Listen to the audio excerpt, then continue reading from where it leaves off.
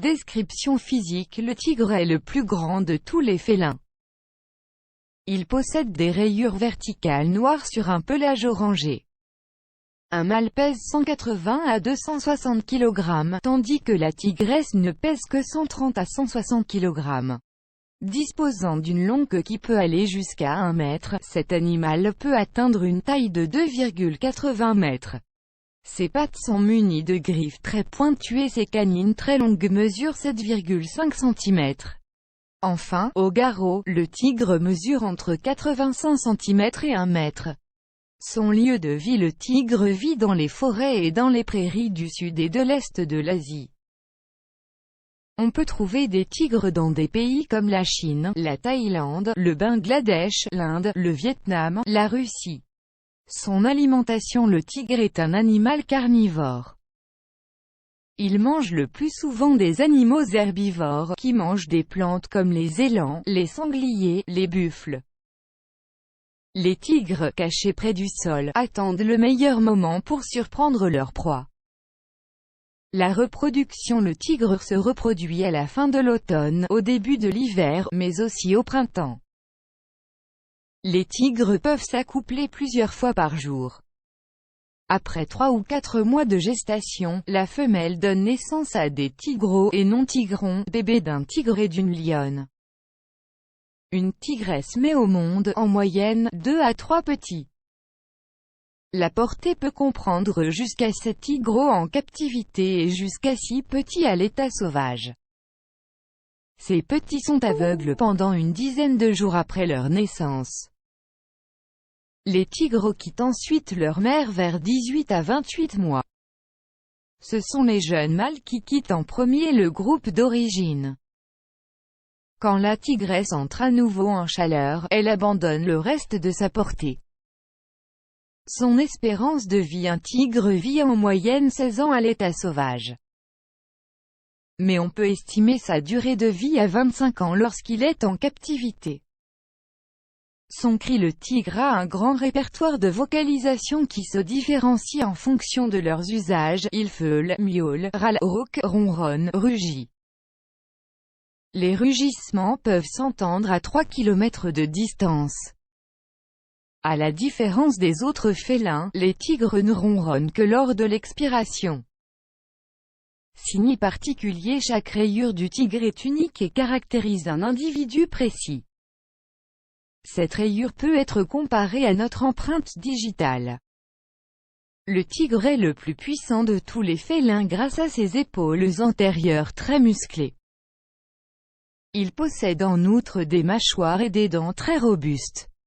C'est le plus grand félin existant et l'un des plus puissants des prédateurs. Il se nourrit principalement de grands herbivores, cervidés, sangliers, buffles, qu'il chasse généralement à l'aube ou au crépuscule. Il lui arrive également de se nourrir de singes, de crocodiles ou de jeunes pachydermes.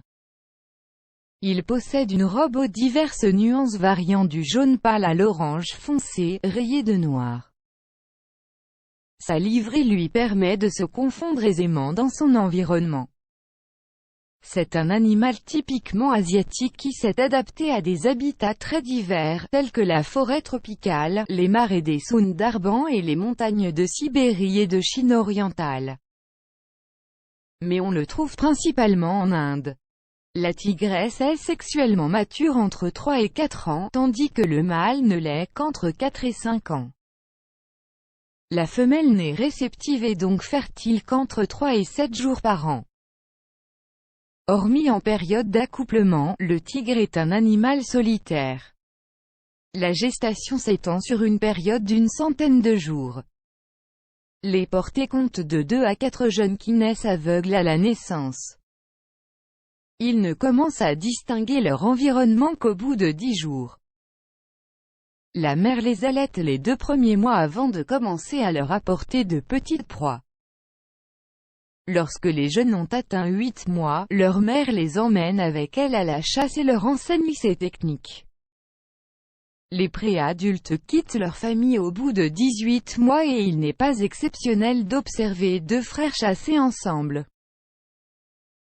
Les différentes espèces de tigres. Les différentes espèces dont les spécimens se raréfient de jour en jour, sont les suivantes. Panthera tigris altaica, tigre de Sibérie, que l'on trouve en Sibérie, dans le nord-est de la Chine et probablement en Corée du Nord. Panthera tigris samoyensis, tigre de Chine méridionale, en voie d'extinction, ne vit plus que dans une réserve de la Chine du Sud. Panthera tigris corbeti, tigre d'Indochine, hante les forêts de Thaïlande, du Cambodge, de Birmanie, du Laos et du Vietnam. Panthera tigris jacksoni, tigre de Malaisie, n'est présent que dans la péninsule malaise. Panthera tigris sumatrae, tigre de Sumatra, est endémique de l'île de Sumatra. Panthera tigris tigris, tigre du Bengale, est une espèce endémique du sous-continent asiatique, Inde, Bhoutan, Népal, Bangladesh, nord de la Chine et Birmanie.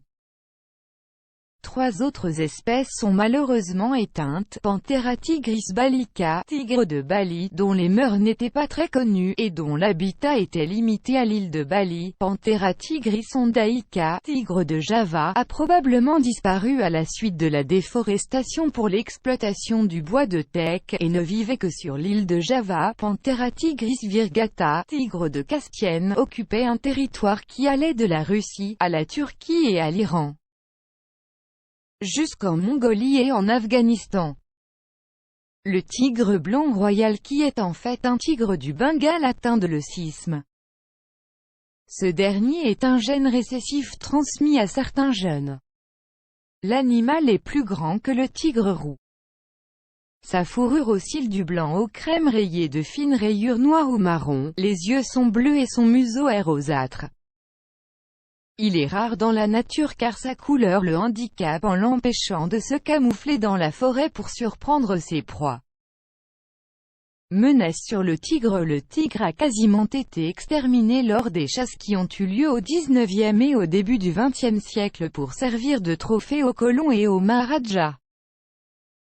De nos jours, les principales menaces pesant sur le tigre sont la disparition de ses habitats forestiers et marécageux, et le braconnage destiné à alimenter la médecine traditionnelle chinoise.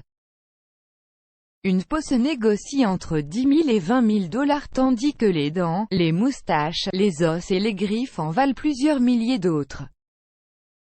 L'avenir des diverses espèces est très sombre et bientôt l'animal ne survivra plus que dans des réserves privées aux États-Unis, plus de 5 000 individus, et dans les parcs animaliers privés.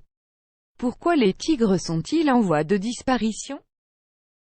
La situation du tigre dans le monde a atteint un stade si critique qu'il devient difficile d'affirmer que l'espèce existera encore à l'état sauvage d'ici à 50 ans. 200 000 individus il y a environ un siècle, seuls 4 000 survivent encore aujourd'hui à travers une poignée de pays. 3 sous-espèces se sont d'ores et déjà éteintes, le tigre de Java, le tigre de Bali et le tigre de la Caspienne. Braconnage et commerce illégal tout autant craint qu'admiré, le tigre a toujours constitué un formidable trophée de chasse.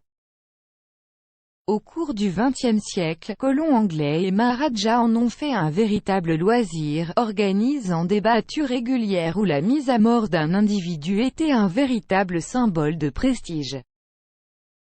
Désormais interdit dans tous les pays où vit le félin, c'est le braconnage qui représente aujourd'hui encore sa principale menace. Perte de son habitat naturel, la croissance démographique, l'expansion de l'agriculture, la construction de routes et d'infrastructures, les incendies de forêt, nos activités humaines ne cessent de grignoter le territoire initial du félin.